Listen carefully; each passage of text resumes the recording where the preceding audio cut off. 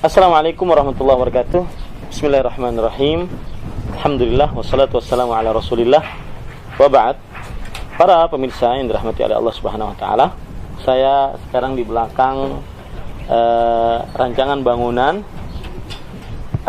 Islamic Center Imam Syafi'i di Banjarmasin. Dan pada kesempatan kali ini kita akan berbincang-bincang dengan manajer tukang yang mengurusi bangunan Islamic Center Banjarmasin. Kira-kira apa saja yang mereka tanyakan tentang permasalahan agama yang berkaitan dengan permasalahan pertukangan. Ya, bersama saya Bapak Kastalani. Assalamualaikum. Kira-kira apa saja kendala-kendala yang berkaitan dengan agama ya Pak, yang berkaitan dengan masalah tukang?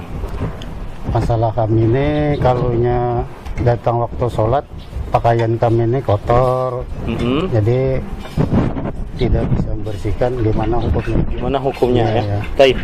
Para pemirsa yang dirahmati oleh Allah Subhanahu Wa Taala mungkin sudah mendengar pertanyaannya. Beberapa tukang tidak mengerjakan sholat ataupun malas dalam mengerjakan sholat karena permasalahan yang berkaitan dengan pakaian yang kotor. Maka Allah Subhanahu wa taala berfirman di dalam Al-Qur'an surat Al-A'raf ayat 31. Ya bani Adam, khudhu zinatakum 'inda kulli masjid. Artinya, wahai anak Adam, ambillah perhiasan-perhiasan kalian tatkala kalian pergi ke masjid. Ini ayat ditafsiri dalam kitab tafsir Imam Nukatsir bahwasanya dahulu orang-orang pergi ke masjid itu dalam keadaan telanjang. Maka akhirnya diperintahkan oleh Allah Subhanahu wa taala untuk menutup auratnya.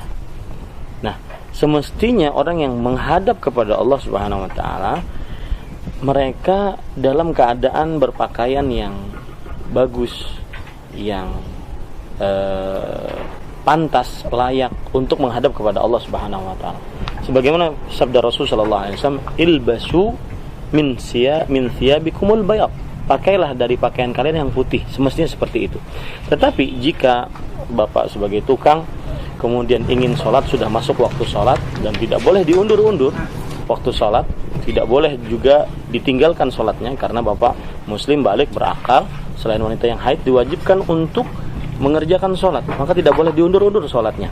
Maka pada saat itu ya, kalau seandainya tidak membawa baju ganti untuk sholat ya, maka kita bersihkan sesuatu yang kotor dari tubuh kita. Kemudian selama itu tidak najis, masih boleh kita untuk mengerjakan sholat selama tidak najis. Tetapi saya berpesan lebih baik lagi kalau seandainya dikerjakan dengan pakaian yang bersih dan memang layak untuk dikerjakan sholat. Tetapi selama itu tidak najis, kalau seandainya seperti ini, Bapak ingin sholat dalam keadaan seperti ini, atau seperti bapak-bapak tukang seperti ini, selama menutup aurat, selama tidak najis, meskipun mungkin ada bekas tanah, bekas semen di pakaiannya, maka ini tidak mengapa untuk dipakai sholat.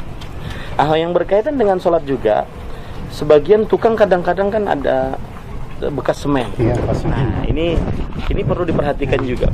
Salah satu syarat sahnya sholat adalah berwudu. Rasulullah sallallahu alaihi wasallam bersabda, "La sholata bighairi tuhur." Tidak sah sholat seseorang tanpa berwudu. Maka pada saat itu seseorang ketika para tukang ingin sholat, maka dibersihkan semuanya sampai dalam ukuran air itu mengenai kulit. Air itu apa? Mengenai. Nah, itu yang perlu diperhatikan ya. Air mengenai kulit. Adapun bekas-bekasnya sedikit-sedikit tidak mengapa. Yang penting semennya tadi tidak menutupi kulit sehingga tidak menutupi air terkena kulit. Nah, itu batasannya. Wallahu a'lam. Nah, ini kalau misalnya saya bilayanya kami ini kan memang hari panas kalau kerja. kereta puasa juga sudah di rumah, cuma kadang-kadang tuh mau pecah saking panasnya hari itu. Iya. Atau kayak apa itu solusinya? Iya. Para pemirsa yang dirahmati oleh Allah Subhanahu wa taala, perhatikan baik-baik untuk puasa bagi para tukang bagaimana? Maka kita ketahui puasa itu wajib. Ya. Bagi setiap muslim balik berakal, mukim dan mampu. Nah, itu wajib. Berarti bertukang tidak menjadikan seseorang menghalangi untuk melaksanakan puasa yang wajib. Dan para pemirsa, kita sekarang berbicara masalah puasa wajib ya, puasa Ramadan ya. Maka tidak ada dalil yang membolehkan untuk tidak berpuasa Ramadan karena bekerja berat, baik itu sebagai tukang atau yang lainnya. Maka tetap saja bekerja. Tetapi mungkin bisa saya kasih solusi, yaitu solusinya kalau seandainya Ramadan, maka bekerjanya malam. Ya, setelah tarawih kah? Nah, itu bekerjanya malam, dikerjakan malam. Karena sekali lagi tetap diwajibkan berpuasa di bulan Ramadan meskipun Bapak sebagai tukang, meskipun pekerjaan berat, sebagai tukang beca misalkan, sebagai tukang ojek, kuli bangunan, kuli di pasar, maka tetap wajib puasa. Karena Allah Subhanahu wa taala berfirman, ya ayyuhalladzina amanu kutiba alaikumusiyam kama kutiba alal ladzina min qablikum la'allakum tattaqun. Wahai orang-orang yang beriman, diwajibkan atas kalian berpuasa sebagaimana orang-orang sebelum kalian diwajibkan atasnya berpuasa, agar kalian bertakwa. Maka puasa itu wajib bagi muslim balik berakal, kemudian mukim mampu. Selama itu ada, meskipun pekerjaan berat, tetap wajib puasa. Ya, tidak boleh batal puasa ya, para tukang nggak boleh batal puasa ya kalau bulan Ramadan. Ya, Bapak-bapak, haram hukumnya karena seorang muslim tidak boleh membatalkan puasanya karena hanya sekedar berat bekerja. Ya, Allah. Para pemirsa yang dirahmati oleh Allah Subhanahu wa taala, itu sebagian dari permasalahan yang berkaitan dengan tukang. Maka insya Allah pada kesempatan yang akan datang kita bisa berbicara dengan para tukang tentang permasalahan-permasalahan agama yang bisa mereka ambil dan bisa mendapatkan solusinya.